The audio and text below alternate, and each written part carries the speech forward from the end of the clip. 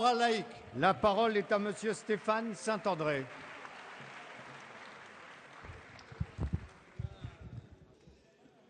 Merci Monsieur le Président. Ma question s'adresse à Madame la ministre de la Santé sur le problème de la désertification médicale dans certains départements, notamment dans le mien, le département du Pas-de-Calais. Dans ma circonscription, la moyenne est de 13,4 médecins pour 10 000 habitants, contre 30,6 en France, et j'ai bien conscience que ce n'est pas, loin de là, la plus mauvaise moyenne.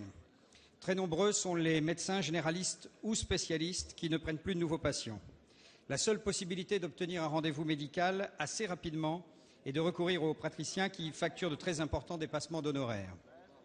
Cela pose le problème de plus en plus crucial de l'accès à la médecine par le plus grand nombre, fondement essentiel de notre système de soins.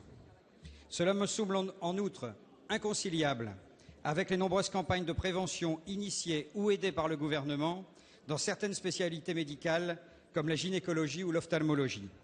J'y vois plusieurs difficultés. Le renouvellement problématique au niveau national du nombre de spécialistes susceptibles de remplacer les acteurs en âge de la retraite, la pénurie particulièrement importante dans certains départements qui pose de manière urgente le problème de la répartition médicale par région et par spécialité.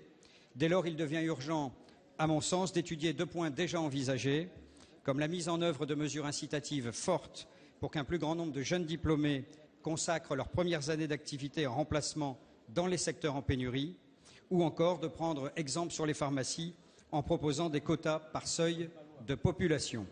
Madame la ministre, je sais que le gouvernement réfléchit à ce problème de santé publique. Pouvez-vous nous en dire davantage sur ses intentions ?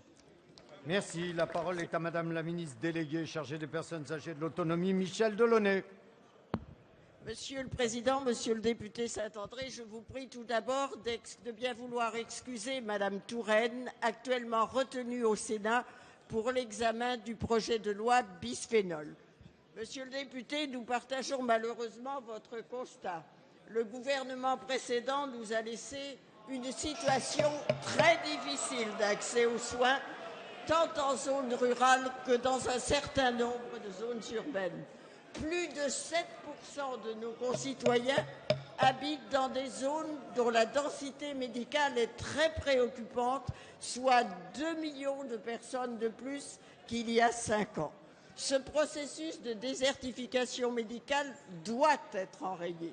Notre gouvernement ne croit pas à l'efficacité des mesures coercitives en matière d'installation.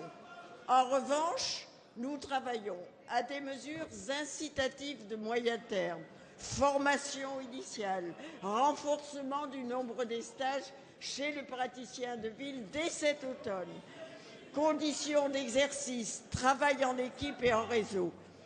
Un article du PLFSS qui ouvre ainsi la voie à la généralisation des équipes de soins de proximité, très attractives pour les jeunes professionnels et permettant aussi de dégager du temps médical utile.